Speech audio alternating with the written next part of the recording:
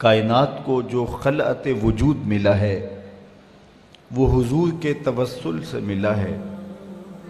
اگر وہ جلوہ گر نہ ہوتے، وہ تشریف فرما نہ ہوتے تو کائنات مارز وجود میں نہ آتی۔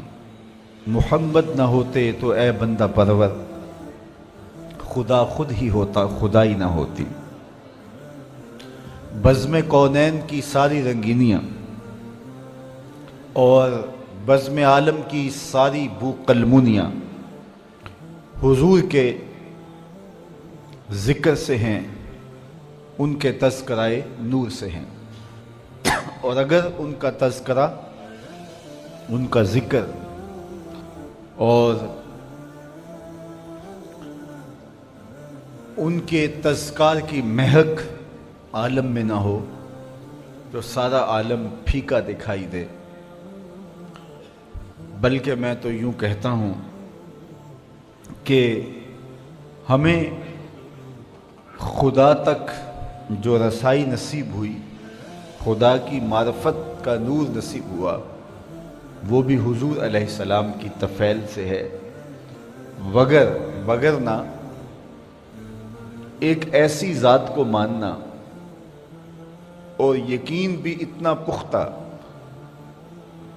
کہ ہمیں اپنے ہونے کا اتنا یقین نہیں ہے جتنا ذات باری کے ہونے کا یقین ہے۔ اور بالخصوص ماہ صیام میں یہ منظر دیکھنے کو ملتا ہے کہ سخت گرمی ہے، زباں کانٹا بن گئی، ہونٹ خشک ہیں، حلق خشک ہے۔ سخت گرمی کے باوجود دروازہ مکفل اور ٹھنڈا پانی بھی دستیاب، اور ہم ایک لقمہ بھی اور ایک قطرہ پانی کا بھی حلق سے نیچے نہیں اتارتے، اس لیے کہ ہمارا رب ہمیں دیکھ رہا ہے۔ یہ یقین ہمیں بند کمرے میں بھی میسر ہونے کے باوجود ٹھنڈا مشروب حلق سے اتارنے سے روک دیتا ہے۔ یہ اس کی ذات پر یقین ہے۔ یہ یقین کیسے پیدا ہوا؟ یہ تیقن کیسے ملا؟ ایک ایسی ذات پر جس کو دیکھا نہیں، جس کو چھوا نہیں، جس سے کبھی ہم کلام نہیں ہوئے، جس کو سوچنے بیٹھ جائیں تو مرغ عقل تھک کے گر جائے، جو وہم، خیال، ادراک کی حدود سے ورا ہے۔ اکبر الہ آبادی نے کہا تھا، تو دل میں تو آتا ہے، سمجھ میں نہیں آتا، میں جان گیا بس تیری پہچان یہی ہے۔ تو سوچا نہیں جا سکتا، ناپا نہیں جا سکتا، تولا نہیں جا سکتا، دیکھا نہیں جا سکتا۔ لا تدرکہ الابصار، تمہاری آنکھوں میں طاقت کہاں کہ اس کے جلووں کی تاب لا سکو۔ تو جس کو دیکھا نہیں جا سکا، جس کو سوچا نہیں جا سکتا، جس کو سمجھا نہیں جا سکتا، صرف مانا جا سکتا ہے، اور وہ مانا حضور کے کہنے پہ ایسی ذات کو کہ جو فہم و ادراک کی حدود سے ورا ہے۔ اور یہ وہ انسان مان رہا ہے جو محسوسات کا عادی تھا۔ اقبال نے کہا، خو گرے پیک کرے محسوس تھی انسان کی نظر، بن دیکھے خدا کو پھر کوئی مانتا کیوں کر۔ یہ انسان کی نظر تھی کہ وہ محسوسات کی عادی تھی، وہ دیکھ کر ماننے کا مزاج رکھتی تھی، اور ایک ایسے خدا کو منوایا گیا جو دیکھا ہی نہیں جا سکتا، جو عقل و فہم کی حدود سے ورا ہے، جو شنوائی نہیں دیتا، جو سنائی نہیں دیتا، جس کو چھوا نہیں جاتا، حواس خمسہ جس کا ادراک نہیں کر سکتے، عقل کی پہنچ سے وہ بالا ہے، اس پر اتنا پختہ یقین کہ اپنے ہونے کا اتنا یقین نہیں جس کا اس کے ہونے کا یقین ہے۔ تو یہ یقین پیدا کہاں سے ہوا؟ یہ پیدا یقین ہوا تو محمد عربی کی چوکھٹ سے نصیب، فیض پہنچا ہے رضا احمد پاک کا، ورنہ ہم کیا جانتے خدا کون ہے۔ تو خدا تک ہمیں رسائی جو نصیب ہوئی، یہ حضور کی چوکھٹ سے نصیب ہوئی۔ حضور کی شہادت سے ہم نے اس پاکیزہ وجود کو مانا۔ اللہ کے محبوب علیہ السلام ایک دن کہیں جا رہے تھے تو سوا نامی ایک شخص کے پاس ایک گھوڑا تھا، حضور کو پسند آ گیا، تو اسے کہا کہ یہ گھوڑا بیچتے ہو؟ اس نے کہا جی بیچتا ہوں، کتنے کا سودا طے ہو گیا؟ فرمایا میں تاجرانہ غرض سے تو نہیں یہاں آیا تھا، اچانک تمہارا گھوڑا مجھے پسند آ گیا تو میں نے خرید لیا، تم رکو میں اس کی قیمت لے کے آتا ہوں۔ حضور گھر گئے تو واپس آنے سے پہلے کسی نے اس کو رکے ہوئے دیکھا تو کہا یہاں ٹھہرے ہو؟ کہا مسلمانوں کے نبی سے اس گھوڑے کا سودا کیا، وہ قیمت لینے گئے۔ کتنے کا سودا؟ اس نے بتایا۔ اس نے کہا مجھ سے زائد پیسے لے لو۔ اس نے کہا میں تو ان سے سودا کر چکا ہوں۔ کہا جب تم نے سودا کیا تھا اس وقت کوئی موقع کا گواہ ہے؟ کہا کوئی نہیں تھا۔ تو کہا مکر جانا، زیادہ پیسوں کے لالچ میں آ گیا۔ اتنے میں حضور تشریف لائے، حضور نے قیمت دینا چاہی تو اس نے کہا میں تو آپ سے سودا ہی کوئی نہیں کیا۔ حضور کہیں کہ تیرا میرا بھی سودا ہوا، وہ صاف مکر گیا، میرا تو آپ کا کوئی سودا ہی نہیں ہوا۔ اسی تکرار میں لوگ جمع ہو گئے۔ جب لوگوں کا ہجوم بنا تو سوا نے سوچا کہ صادق بھی یہ ہیں، امین بھی یہی ہیں، لوگ انہیں ہی سچا کہیں گے، مجھے جھوٹا کہیں گے۔ میرا تو خیال تھا انکار کروں گا تو گزر جاؤں گا اور مہنگے داموں بیچ لوں گا، تو یہ تو میں پھنس گیا۔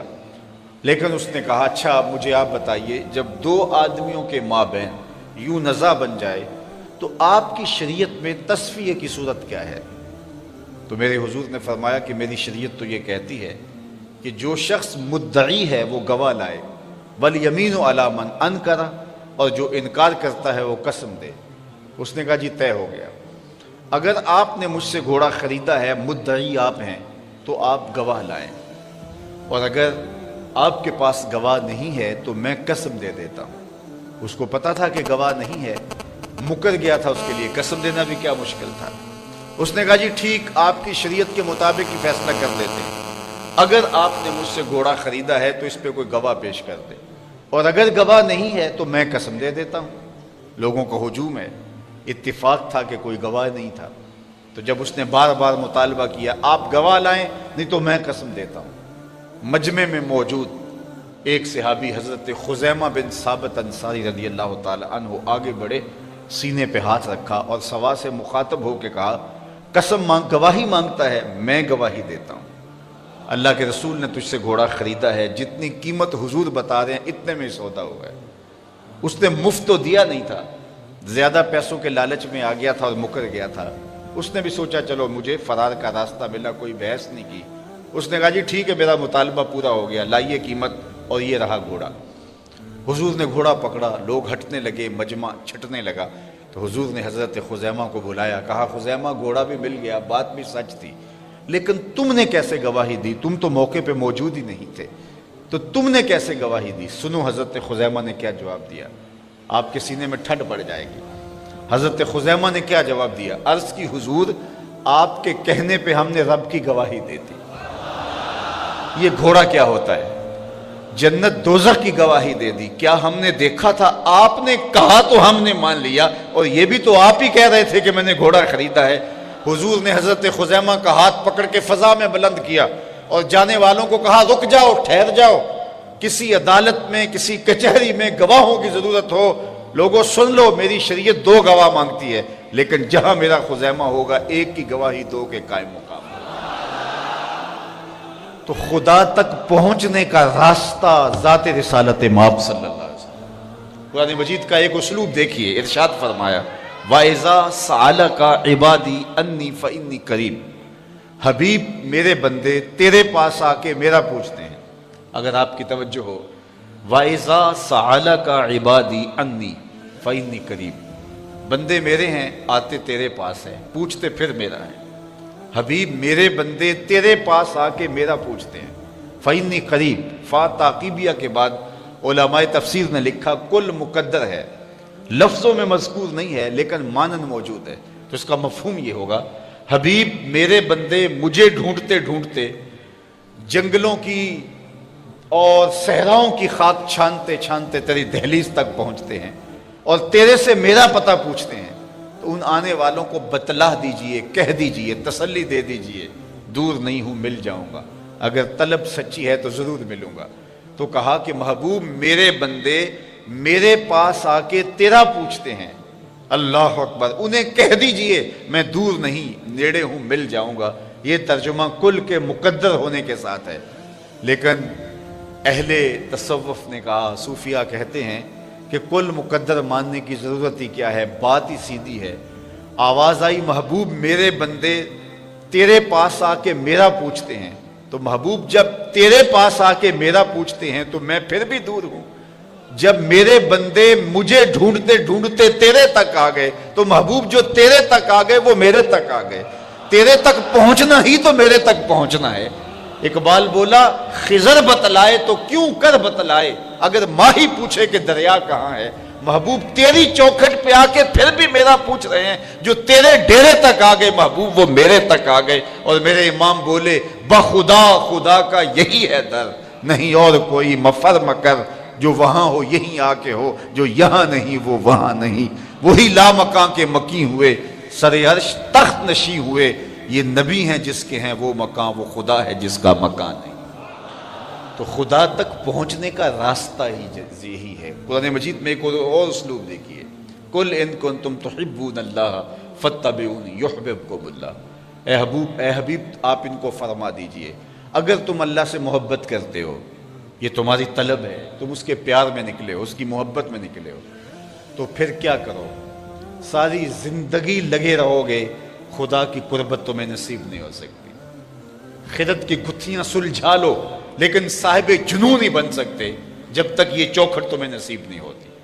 حکیم نیٹشے ساری زندگی عقل کے بل بوتے پہ خدا کو ڈھونڈتا رہا، زندگی گزر گئی لیکن خدا تک رسائی نہیں ہو سکی۔ اقبال نے بڑے دکھ سے کہا کاش بودے در زمانے احمدے تا رسیدے بر سرودے سرمدے، وہ اپنی عقل کے بل بوتے پہ خدا تک پہنچنے کی کوشش میں ساری زندگی گزار دیتا ہے۔ بو علی اندر غبارے ناکا گم، دست رومی پردائے محمل گرفت، ساری زندگی اس غبار میں تلاش کرتا رہا محبوب کو، جس سواری پہ محبوب کا کجاوا تھا اور محبوب گزر گیا، اور وہ اڑتی ہوئی گرد میں محبوب کو تلاش کرتا رہا، ساری زندگی محبوب کا سراغ نہیں ملا۔ تو کہا محبوب ساری زندگی یہ تجھے ڈھونڈتے رہیں، انہیں منزل نہیں ملے گی۔ اقبال کہتا ہے کہ حکیم نیٹشے عقل کے بل بوتے پہ خدا تک پہنچنے کی کوشش میں لگا رہا، کہتے ہیں کاش ایک بار وہ شیخ احمد مجدد الف ثانی کو مل لیتا اور حضرت اس کو بازو سے پکڑ کے حضور کی چوکھٹ تک لے آتے، پھر خدا تک رسائی نصیب ہو جاتی۔ اس لیے کہ خدا تک پہنچنے کا راستہ ہی یہی ہے، کوئی اور دوسرا راستہ نہیں۔ تو اس آیت کریمہ میں ارشاد فرمایا اے محبوب فرما دو اے لوگو تم اللہ کی قربت چاہتے ہو، اس کی محبت چاہتے ہو، فاتبعونی تو میری اتباع کرو۔ حضرت داتا گنج بخش علی حجویری علیہ رحمہ کشف المعجوب کے اندر تصوف کی دو اصطلاحات کا ذکر کیا ہے۔ ایک اصطلاح کا نام ہے فرق اور دوسری اصطلاح کا نام ہے جمع۔ جس طرح جمع تفریق ہوتی ہے تصوف میں بھی یہ ان معنوں کے اندر جو مفہوم حضرت داتا صاحب بیان کرتے ہیں وہ یہ ہے، فرق کیا ہے؟ جب بندہ اللہ کی طلب میں نکلتا ہے اور اپنی نفسانی خواہشات کو ترک کرتا ہے اور عازم سفر ہوتا ہے، اس کی یہ سلوک کی منزل، اس کی تگ و تاز، اس کی جد و جہد، اس کی محنت، اس کی کد و کاوش، اس کے رت جگے، اس کے آنسو، اس کی سسکیاں، امید وصل کے لیے اس کی بھاگ دوڑ، یہ فرق کہلاتی ہے۔ وہ قرب الہی کے لیے دن رات کوشاں ہوتا ہے، کبھی سجدوں میں راتیں گزارتا ہے، کبھی روزے میں دن بسر کرتا ہے، کبھی سسکیاں لیتا ہے، کبھی آنسو بہاتا ہے، کبھی کعبے کا طواف کرتا ہے، کبھی حرم کی زمین چومتا ہے، کبھی کوئی اذیت، کبھی اور تکلیف، کوئی اور عبادت کی مشقت سہتا ہے، کس لیے کہ مجھے اللہ کی قربت نصیب ہو جائے۔ کہا اس ساری منزل کا نام فرق ہے، لیکن فرق کے راستے پہ ساری زندگی پہ کوئی گامزن رہے تو اس کو منزل نصیب نہیں ہو سکتی، خدا کا قرب نہیں مل سکتا۔ قرب الہی تب ملے گا جب جمع کا ضابطہ جو ہے وہ روح پذیر ہوگا۔ اور جمع کیا ہے؟ جب اس کی کرم نوازی ہو اور وہ بندے کو اپنا قرب عطا کرے۔ بندے کی طلب، بندے کی تڑپ، اس کا التہاب، اس کا پیچ و تاب، اس کا اضطراب، اس کی سسکیاں، اس کی عبادتوں کا گداز، اس کا رونا دھونا اور اس کی تڑپ اور اس کی بے تابیاں اور اس کی بے چینیاں ساری زندگی بھی رہیں لیکن خدا کے قرب کی کوئی انتہا ہی نہیں ہے. ساری زندگی سفر کرتا رہے لیکن منزل اسے نصیب نہیں ہو سکتی، اس لیے کہ اس کی قربت کی کوئی انتہا ہی نہیں ہے. تو وہ چلتا رہے گا چلتا رہے گا. وہ کیا کسی نے کہا تھا کہ نہ سفر بشرط معال ہے، نہ طلب بقید سوال ہے، فقط ایک سیری ذوق کو میں بھٹک رہا ہوں کہاں کہاں. میرے دل کی یہ خلوتیں کئی بار سج کے اجڑ گئیں، مجھے بارہا یہ گما ہوا تم آ رہے ہو کشاں کشاں. تو بندہ تڑپ، بے چینی اور اضطراب کا اظہار کرتا ہے لیکن منزل نصیب نہیں ہو سکتی. اس کو ایک سادہ مثال سے سمجھانا چاہوں گا. بہلول کا نام آپ نے سنا ہے، مشہور مجاذیب میں ہے، اور یہ وہ لوگ ہوتے ہیں کہ تجلیات کے وفور سے جن کا شیشہ عقل ٹوٹ جاتا ہے، اور دنیا انہیں پاگل کہتی ہے، دیوانہ کہتی ہے، لیکن سادی کہتے ہیں سادیا نزدیک رائے عاشقاں خلق مجنو نندو مجنو عاقل است. لوگ کہتے ہیں یہ پاگل ہیں، لیکن حقیقت میں عقل والے یہی ہیں جو یار تک پہنچنے کا راستہ ڈھونڈ چکے ہیں، جو ہر وقت اس کے جلووں میں مبہوت رہتے ہیں. اصل تو عقل ان کے پاس ہے، شعور تو ان کے پاس ہے. بہرحال بہلول دجلہ کے کنارے گھومتا اور عجیب و غریب اس کی بظاہر حرکات تھی. ہارون الرشید ایک دن اپنے محل کی چھت پہ ٹہل رہا تھا. اس نے دیکھا کہ نیچے بہلول گزر رہا ہے. اس کے دل میں خیال آیا تو اس نے خادمین سے کہا کہ جلدی بہلول کو میرے تک پہنچاؤ. تو جو مامور تھے خدمت پر، انہوں نے اوپر سے نیچے کمند پھینکی، نیچے والوں کو اشارہ دیا، انہوں نے بہلول کو پکڑ کے ڈولی میں رکھا، اوپر والوں نے کھینچ لیا. 2 لمحوں کے بعد بہلول بادشاہ کے سامنے تھا. بادشاہ نے بہلول سے پوچھا مجھے ایک بات تو بتاؤ، تم خدا تک کیسے پہنچے ہو؟ مجھے یہ بات بتاؤ تم خدا تک کیسے پہنچے ہو؟ تو بہلول نے 2 لفظی جواب دیا. کہا بادشاہ جیسے آپ تک پہنچا. جو اللہ کے بندے ہوتے ہیں ان کی لمبی تقریریں نہیں ہوتی، بات میں سادہ و آزادہ، معانی میں دقیق. اقبال نے جو مرد کلندر کی نشانیاں بیان کی ہیں ان میں سے ایک نشانی بات میں سادہ و آزادہ، معانی میں دقیق. تو کہا کہ جیسے آپ تک پہنچا. بات تو سادہ سی تھی، لیکن ہارون رشید کہنے لگا میں سمجھ نہیں پایا. کہا بات تو آسان ہے، تم نہیں سمجھ پائے تو میں کیا کروں؟ کہا تشریح چاہتا ہوں. کہا سنو، میں خود آنا چاہتا تو درخواست لکھتا، پھر دیوان خانے میں جاتا، جمع کرواتا، کئی مہینوں کے بعد ایک پروسیس کے بعد آپ تک پہنچتی، پھر آپ کی مرضی ہوتی تو آپ اس درخواست کو قبول کرتے، نہ کرتے. قبول کرتے تو پھر اپنی مرضی کا وقت دیتے. وہ مہینوں سالوں کے بعد بھی ہو سکتا تھا. پھر اس وقت پہ میں پہنچتا، آپ کے کوئی ضروری مہمان آ جاتے، کسی اور سلطنت کے سفیر آ جاتے، تو میری ملاقات وہیں رہ جاتی. تو میں چاہتا تو کئی مہینے اور کئی سال لگ جاتے، ملاقات پھر بھی آپ کی مرضی پہ موقوف تھی. اور جب آپ نے چاہا تو 2 گھڑیاں بھی نہیں لگی، جب آپ نے چاہا تو 2 لمحے بھی نہیں لگے. مانا کہ سفر، محبت کی سفر میں ہر گام پہ 100 مشکل ہے، لیکن یہ سفر آسان بھی ہے اگر ساتھ تمہارا ہو جائے. تو کہا کہ بندہ چاہے تو ساری زندگی فرق کے راستے پہ گامزن رہے لیکن منزل نصیب نہیں ہوتی، لیکن جب وہ چاہے تو جمع کا قاعدہ جب سامنے آتا ہے تو پھر 2 لمحے بھی نہیں لگتے. اب وہ جمع کا قاعدہ کس طرح سامنے آتا ہے تو اس آیت کریمہ میں بتایا، قل ان کنتم تحبون اللہ، اے محبوب فرما دیجئے لوگو اگر تم اللہ کی طلب میں نکلے ہو، اس سے محبت کرتے ہو، فاتبعونی، تم میری اتباع کرو. تو پھر کیا ہوگا؟ تم طلب کرنے نکلے تھے، تم تلاش کرنے نکلے تھے، یحببکم اللہ، وہ رب ہو کہ تم سے پیار کرنے لگ جائے گا. یعنی حضور اگر درمیان میں آ گئے تو تمہاری طلب، تمہاری جستجو بامراد ہو جائے گی. نکلے تم تھے محب بن کے، تم اس کی قربت کے لیے کوشاں ہوئے تھے، تمہاری آرزو یہ تھی کہ ہم اس کا قرب پالے. لیکن جب تم نے حضور کو محبت اور حضور کو پیار اور حضور کو الفت کے رنگ کے اندر مانا اور حضور کی اطاعت اور فرما برداری کو تم نے شعار زندگی بنا لیا، تم طلب کرنے نکلے تھے، اس کی رحمتیں تمہیں تلاش کریں گی، وہ تمہیں رحمتوں سے نوازے گا اگر تم حضور علیہ السلام کی اتباع اور حضور کی محبت کرو. اس لیے خدا تک پہنچنے کا ایک ہی راستہ ہے اور وہ حضور کے قدموں تک پہنچنا ہے. اقبال کے سارے کلام کا رس نچوڑیں تو خلاصہ یہ نکلتا ہے کی محمد سے، خلاصہ یہ نکلتا ہے بمصطفیٰ برساں خیش را کے دی ہماؤست، اگر بہو نہ رسیدی تمام بولا بیست. اقبال کہتے ہیں اپنے آپ کو کھینچ کے حضور کے قدموں تک لے جا، سارا دین اسی کا نام ہے، اور اگر تو حضور تک نہیں پہنچا تو کلمہ پڑھ کے بھی ابو لہب کا ابو لہب ہی رہا ہے۔ اس لیے اگر میں اور آپ چاہتے ہیں کہ ہمیں خدا کی قربت نصیب ہو تو ہمیں حضور کی راہوں تک پہنچنا ہوگا، حضور کے طریقے کو اختیار کرنا ہوگا، ان کے طرز زندگی کو اختیار کرنا ہوگا۔ ہم دعوی محبت رکھتے ہیں اور ہم اپنے دعوی محبت میں سچے ہیں، لیکن ہم نے یہ دیکھنا ہے کہ ابھی ہماری محبت کہیں ناپختہ تو نہیں ہے، چونکہ محبت محب کے لیے یہ بات لازم کر دیتی ہے کہ وہ محبوب کی اطاعت کو شعار زندگی بنا لے۔ محبوب نے جو حکم دیا ہو اس کو ماننا تو جان لڑا کر بھی ضروری ہوتا ہے۔ محب تو محبوب کی صرف منشا کو دیکھتا ہے کہ محبوب کی منشا کیا ہے۔ محبوب کا حکم وہ تو حکم ہوتا ہے، محبوب نے کہہ دیا تو پھر اپنی خواہش کیا رہ جاتی ہے؟ تیرے ہندیاں سندیاں محبوبہ میں کافر ہوا جے میں ہوا۔ جب محبوب نے کہہ دیا تو پھر تو کوئی بات ہی نہ رہی۔ اصل جو محب ہوتا ہے وہ محبوب کے حکم کا انتظار نہیں کرتا، محبوب کی منشا دیکھتا ہے کہ محبوب کی منشا کیا ہے۔ مدینہ المنورہ کی ایک گلی سے میرے حضور گزر رہے ہیں تو ایک ایسا مکان بن رہا تھا جس طرز تعمیر کو حضور پسند نہیں کرتے تھے۔ حضور نے روک کے پوچھا یہ کس کا مکان ہے؟ کہا فلاں انصاری صحابی کا۔ حضور نے کچھ نہیں کہا، گزر گئے۔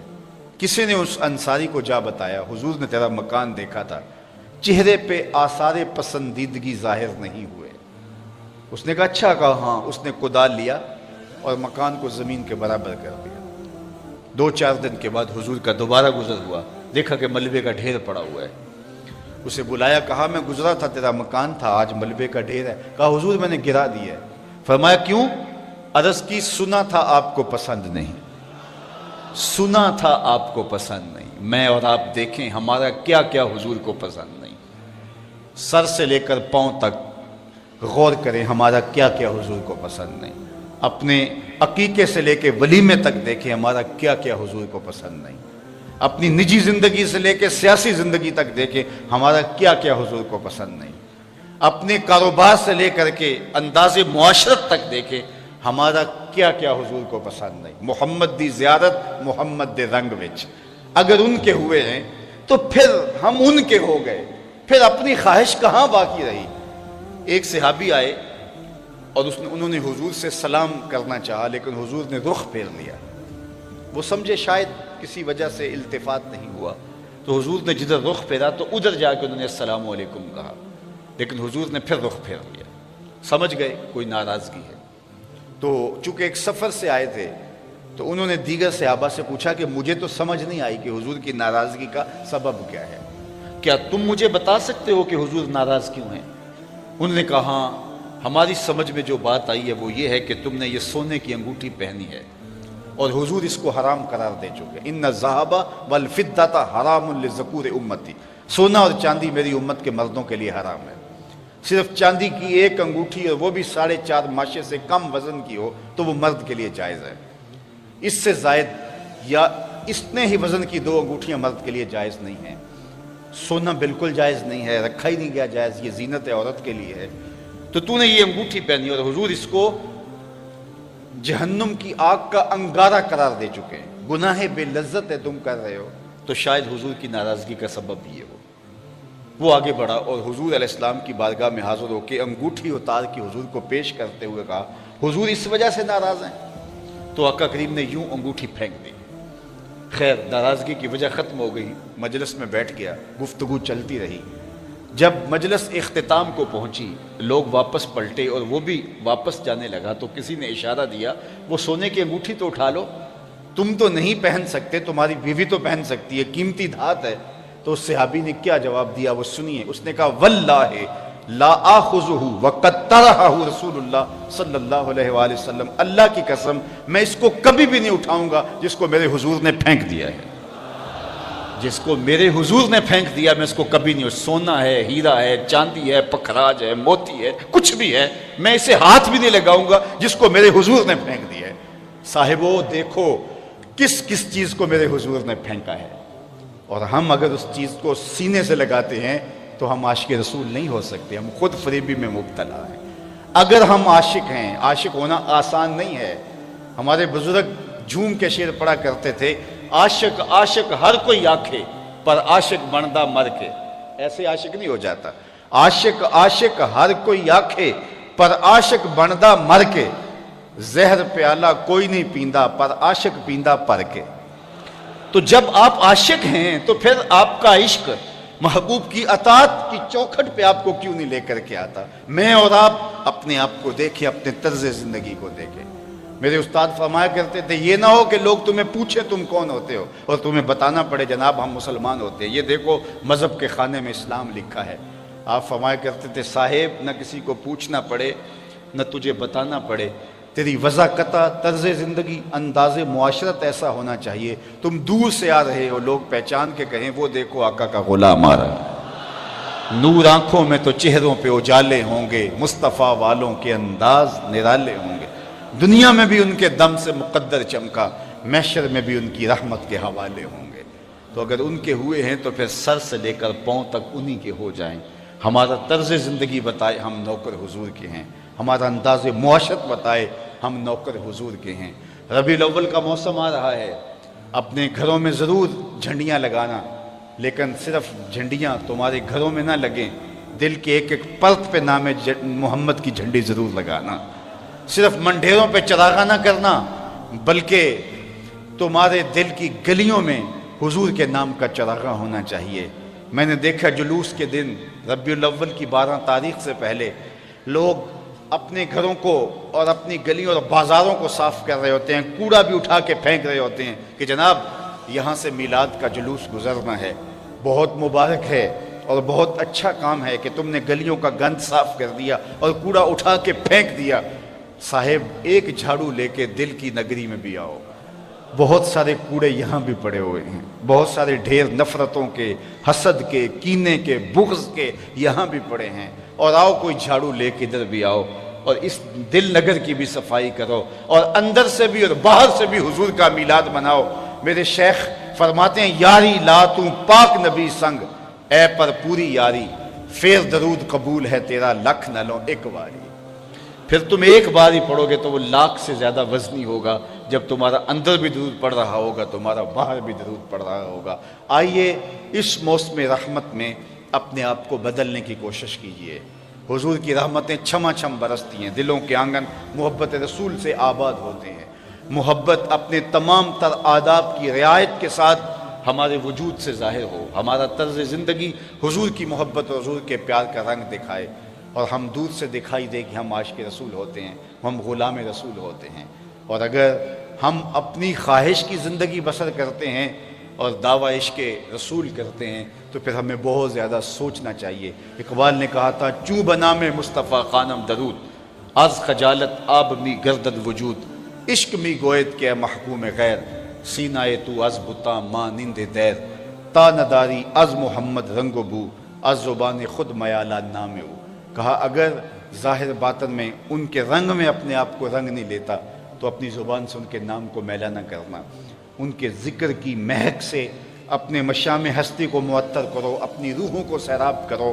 फिर तुम जिधर से गुजरते जाओगे वो महक फैलती चली जाएगी, वो खुशबू फैलती चली जाएगी। हुजूर अलैहिस्सलाम की सीरत और हुजूर के किरदार की झलक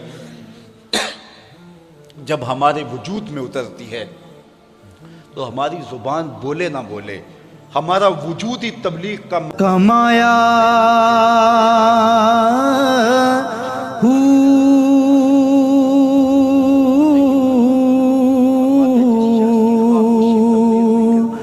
ना मैं भज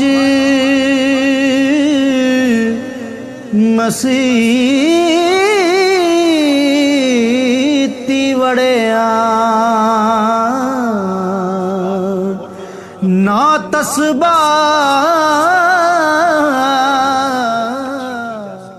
लेकिन असल चमक जो है वो इंसान के किरदार की है। किरदार चमकदार हो, गुफ्तगू मुरत्तब ना भी हो, फिर बिलाल का असहद भी अशहद मान लिया जाता है। फिर बिलाल का असहद ही वो कयामतें ढाता है, वो दिलों पे बिजलियां गिराता है जो लोगों का अशहद भी नहीं गिराता, इसलिए कि पीछे किरदार की चमक मौजूद है। और मेरे और आपके आका मौला ने अपनी ज़िंदगी के अंदर तकरीरें इतनी नहीं की हैं जितना हुजूर ने किरदार पेश किया है। 40 سال حضور نے لوگوں کے سامنے کردار پیش کیا اور 40 سال کے بعد جبل فاراں پہ کہا اگر میں کہوں پہاڑ کی دوسری جانب سے ایک لشکر آ رہا ہے جو تمہیں کچل دے گا تو کیا میری بات مان لو گے؟ تو انہوں نے کیا کہا؟ اگر نظر نہ بھی آیا تو کہیں گے ہم اندھے ہیں آپ سچے ہو۔ آپ کی صداقت پہ اتنا یقین ہے۔ اللہ اکبر۔ فرمایا اگر میری صداقت پہ اتنا یقین ہے تو پھر مان لو اللہ ایک ہے، میں تم سے جھوٹ نہیں بولتا، اللہ ایک ہے۔ وقتی طور پہ انکار ہوا لیکن سارے سوچنے پہ مجبور ہو گئے، جس نے کل جھوٹ نہیں بولا تھا اس نے آج بھی جھوٹ نہیں بولا۔ تو کردار اتنا روشن ہو کہ تمہارے کردار کی قسم کھائی جائے، تمہارے کردار پر لوگ بات کریں کہ کردار کے حوالے سے جو ہے وہ یہاں کوئی بات نہیں ہے، تو پھر آپ کی بات مؤثر ہوگی، آپ کے لہجے میں تاثیر کا رنگ ہوگا۔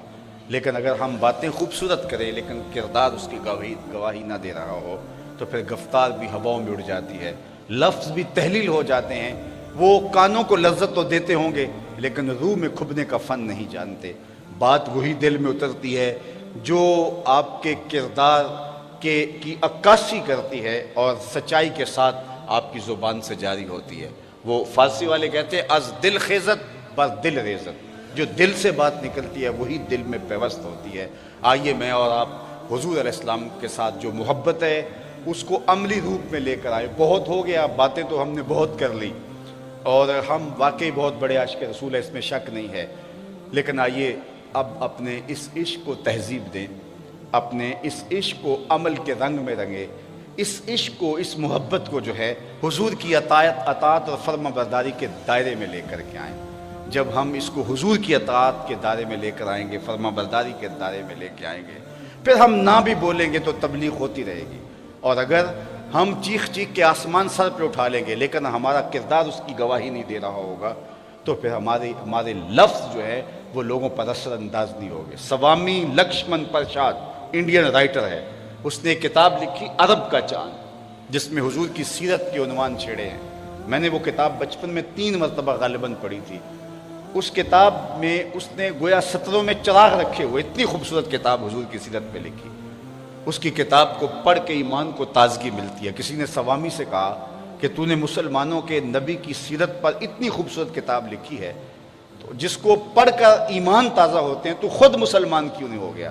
تو سوامی لکشمن پرشاد نے جو جواب دیا وہ سننے کے لیے کافی ہے۔ اس نے کہا تھا جب میں مسلمانوں کے نبی کی سیرت لکھنے کے لیے امہات کتب سید کا مطالعہ کیا تو یہ جذبہ میرے دل میں بھی جاگا کہ جس کی سیرت کے گوشے اتنے روشن ہیں میں اس نبی کا غلام کیوں نہیں بن جاتا۔ لیکن جب دور موجود کے مسلمانوں کو دیکھتا ہوں تو میں کہتا ہوں میں ہندو ہی ٹھیک ہوں۔ ہمارا کردار لوگوں کے ایمان کے راستے میں رکاوٹ ہے اور ہمارے بزرگوں کا کردار لوگوں کے ایمان لانے کا سبب و ذریعہ بنتا تھا۔ امام محمد بن حسن الشیبانی کا جنازہ اٹھتا ہے اور لوگ ذوق و شوق سے کندھا دیتے ہیں تو کچھ عیسائی اور یہودی وہ بھی سوچتے ہیں مسلمانوں کا امام ہے، چلو جنازے کی چارپائی کو ہم بھی کندھا دے کے آخری رسومات میں شامل ہو جاتے ہیں، اور جو بھی آگے بڑھتا ہے اور اس کا کندھا امام کے جنازے کی چارپائی کو چھوتا ہے لبوں پہ کلمہ جاری ہو جاتا ہے۔ ہمارے بزرگوں کی لاشیں بھی کلمہ دیتی تھی اور ہماری زندہ لاشیں لوگوں کے ایمان کے اندر رکاوٹ بنی ہوئی۔ امام محمد بن حسن الشیبانی جب آپ آئے بصرے امام اعظم علیہ رحمہ سے تکمیل علوم کرنے کے بعد تو ایک عیسائی یا یہودی مناظر منتظر تھا کہ مسلمانوں کا امام آ تو لے، ایسے سوال کروں گا کہ وہ جواب نہیں دے پائے گا۔ منتظر کھڑے تھے مسلمان بھی، یہودی بھی، عیسائی بھی۔ جو ہی امام محمد آئے، چمکتا ہوا چہرہ، روشن پیشانی، سر پہ سنت کا امامہ اور جسم پہ سنت کا جامہ، گھوڑے پہ سوار جب تشریف لائے اور اس نے جو ہی امام محمد کے چہرے کو دیکھا تو جو مناظرہ کرنے آیا تھا اس نے کلمہ پڑھنا شروع کر دیا۔ سودا لینے کے لیے بازار گئے، ہاتھ اس کے بکے جس کے خریدار گئے، تو اس کے لبوں پہ کلمہ جاری ہو گیا۔ تو لوگوں نے کہا کہ تم تو مناظرہ کرنے آئے تھے، تم نے اس کو دیکھتے ہی کلمہ کیسے پڑھنا شروع کر دیا؟ تو سنو اس نے جو جواب دیا اس مناظر نے، وہ سننے کے قابل ہے۔ اس نے کہا جب میں نے امام محمد کے چمکتے ہوئے چہرے کو دیکھا اور روشن پیشانی کو دیکھا تو میرے دل نے بے ساختہ کہا جب مسلمانوں کا چھوٹا محمد اتنی شان والا ہے، بڑے محمد کی شان کیا ہوگی؟ یہ شان ہے خدمت گاروں کی، سرکار کا عالم کیا ہوگا؟ تو اگر ہمارا کردار اچھا ہو تو ہمارے کردار سے لوگ کتنے متاثر ہوں کہ جب ایک امتی کا یہ کردار ہے تو نبی کے کردار کا عالم کیا ہوگا۔ لیکن آج ہمارا کردار لوگوں کو دین سے دور ہٹاتا ہے۔ اس لیے صاحب میری گفتگو کا زیادہ زور ادھر ہی رہتا ہے کہ ہمیں اپنے کردار پر توجہ دینی چاہیے اور اپنے اندر اترنا چاہیے۔ ہم نے نعرے بھی بہت لگا لیے اور ہم نے تقریریں بھی بہت کر لی، ہم نے محافل اور مجالس بھی بڑے بڑے پیمانے پہ منعقد کر لی۔ اب ہم آئیں تھوڑا سا سفر کردار کی طرف کریں، تھوڑا سا سفر اطاعت رسول کی طرف کریں، ہمارا طرز زندگی بتائے کہ ہم حضور کے نوکر ہیں اور دور سے پہچانے جائیں کہ ہم حضور کے غلام ہیں۔ اللہ ہم سب کو غلامی رسول کی بہاریں عطا کر دے اور ہم جئیں تو حضور کے لیے، ہم مریں تو حضور کے لیے، اور زندگی کی آخری سانس تک حضور کے وفادار رہیں۔